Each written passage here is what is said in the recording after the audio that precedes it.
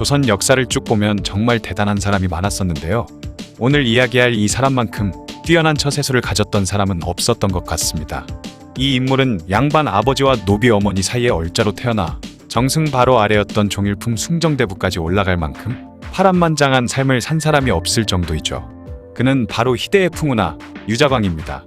유자광은 세조 때의 관직에 오른 뒤 중종 때까지 총 5명의 임금을 모신 인물이죠. 서자도 아닌 얼자가 어떤 삶을 살았길래 당시 유력한 가문의 양반도 오르기 힘들었던 종일품까지 올라갔을까요? 유자광의 아버지는 중추구지사를 역임한 유규였습니다. 야사에 따르면 유규가 백호의 꿈을 꾸고 나서 부인과 동침을 하려 했지만 거절당해버렸고, 그러자 부인의 여종과 동침을 하게 되었죠. 그렇게 그 여종이 임신을 하게 되었고 태어난 아이가 바로 유자광이었던 것입니다. 어린 시절 유자광은 유규의 자식들을 제치고 굉장히 총명함을 보였는데요. 이에 아버지 유규는 그의 총명함의 위협을 느끼고 그를 죽이려 했죠. 하루는 비가 엄청 내려 강물이 불어나자 유규는 유자광을 불러 강 건너에 있는 메밀밭에 별일이 없는지 확인하고 오라는 명령을 내렸습니다.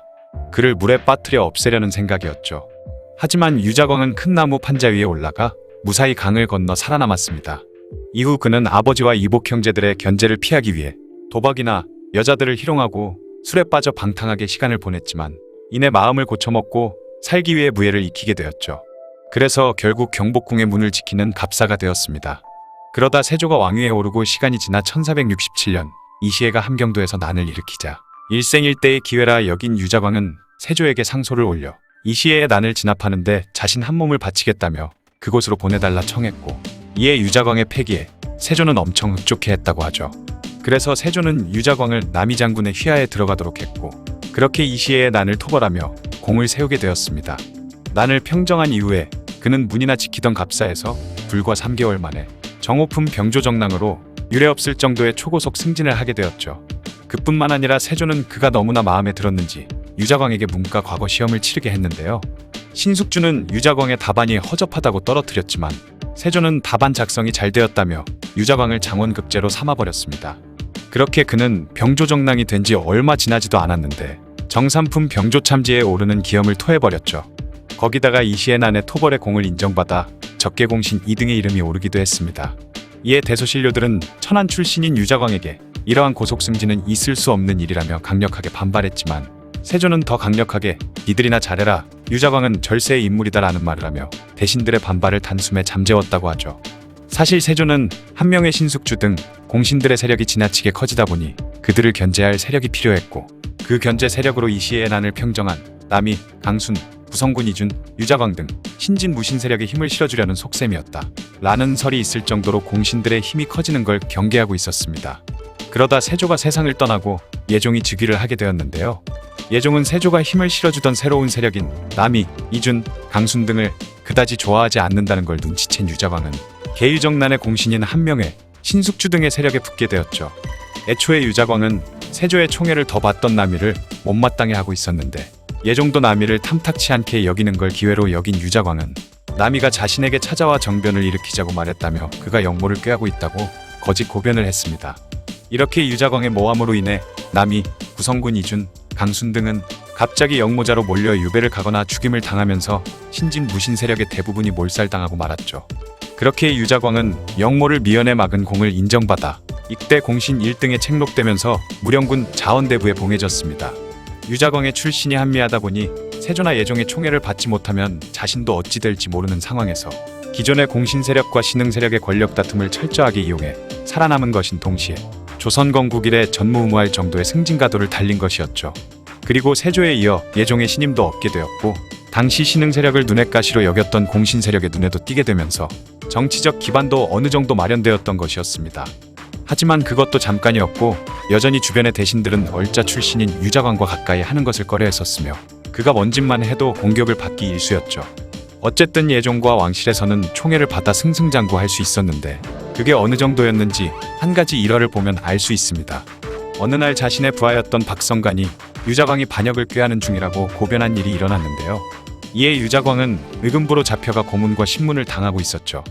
하지만 성종 대신 수렴청정을 하던 정의왕후가 유자광은 그럴 사람이 아니라고 풀어주라 명했고, 오히려 박성간이 그를 무고한 죄로 차명을 당하고 말았죠. 그만큼 신하들에게는 왕따였지만 왕실에서는 신뢰를 받고 있었던 것입니다. 그리고 유자광은 개무시 당하는 일도 발생한 적이 있는데요. 그가 함양 지역을 유람하던 중 그곳 경치가 너무 아름다워 시 한 편을 함양정자의 현판에 적어 달아놨는데 사림의 김종직이 함양 군수로 부임한 후 유자광이 써놓은 시가 붙어있던 현판을 보고 너무나 졸렬한 글이라며 불태워버리는 일이 발생했죠.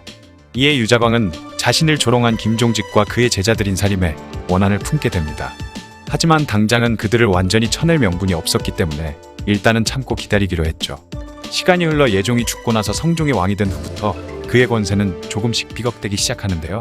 어쨌든 유자광은 성종의 눈에 들어 도총관까지 임명되긴 했지만 한명회와 갈등을 빚어 파직되기도 하고 부정부패 사건이 터져 공신력을 박탈당하기도 했죠. 또한 대신이던 현석규를 임사원과 함께 디스하다가 결국 또다시 관직을 박탈당하고 이후 4년 뒤에 다시 관직을 제수받는 등 다사다난한 시기를 보내게 되었죠.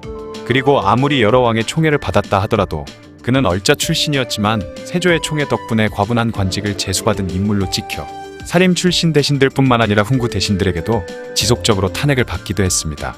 하지만 유자광의 끈질긴 생명력은 그 누구도 끊어내질 못했는데요. 성종이 죽고 연산군이 왕위에 하자 그의 처세술은 가장 빛을 발하게 됩니다. 양반들 중에는 자신의 편이 없다고 절실히 느낀 유자광은 왕의 총애를 받아야지 자신이 살아남을 수 있다는 걸 느끼고 있었죠. 그러던 어느 날 성종의 실록을 집필하던 과정에서 실록 편찬의 총책임자 이극도는 사관 김일손이 쓴 한 사초를 발견하게 됩니다. 김일손은 그의 스승이던 김종직이 쓴 조의제문을 사초에 적어놨었는데 조의제문 내용이 바로 세조와 계유정난을 비판하는 내용이었던 것이죠. 그러자 이극도는 이 사실을 연산군에게 알려야 할지 말지를 고민하던 차에 유자광을 찾아가 어찌할지 의논을 했습니다. 그러자 유자광은 그동안 자신을 계무시해 원한을 가지고 있던 김종직과 살인파를 일거에 제거할 수 있는 일이라 여겼고 즉시 연산군에게 김일손의 사초 내용을 보고했죠. 그리고 동시에 김종직이 지었던 현판을 모조리 없애게 했으며 김종직의 단기를 떼어 불살라버렸습니다. 세조를 부정하는 것은 연산군을 부정하는 것이었기에 격분한 연산군은 무오사화를 일으켜 이미 사망한 김종직은 시신의 목을 자르는 부관참시를 당했고 김일손도 사형을 당했으며 살인파를 대거 숙청해버렸죠. 안 그래도 왕의 권위를 굉장히 중요하게 여기던 연산군은 즉위하고 나서 한시도 빠짐없이 반대만 하고 안 된다고만 하던 살인파를 제거해버리기 좋은 명분이 손에 굴러들어왔던 것입니다. 거기다가 유자광도 과거에 계무시 당한 복수도 하고 연산군의 신임도 얻기 위해 앞장서서 살인파들을 역적으로 몰아넣어 많은 사람이 죽게 되었죠. 이 사건을 통해 연산군은 강력한 권력을 손에 쥐게 되었고 유자광 역시 공을 인정받아 다시 권력의 중심에 서게 되었습니다. 연산군의 오른팔이 되어 막강한 권력을 휘두르려고 했던 유자광이었지만 폭군으로 흑화한 연산군은 여러 차례 그를 겁박하기도 하고 갑자사화 중에는 유자광에게 너는 패비가 죽을 때 뭐했냐? 라고 화를 내며 감옥에 가두기까지 하면서 생명의 위협을 느끼기에 충분했기 때문에 연산군을 믿고 의지하기에는 부담이 컸죠. 또한 너무 막장으로 치닫는 연산군의 모습에 얼마 남지 않았다는 걸 눈치챈 유자광은 성희안과 박원종 등 중종 반정을 일으키려는 사람들에게부터 결국 연산군을 쫓아내고 중종을 새로운 왕으로 옹립하게 됩니다. 그렇게 유자광은 또 다시 공신으로 책봉되었죠.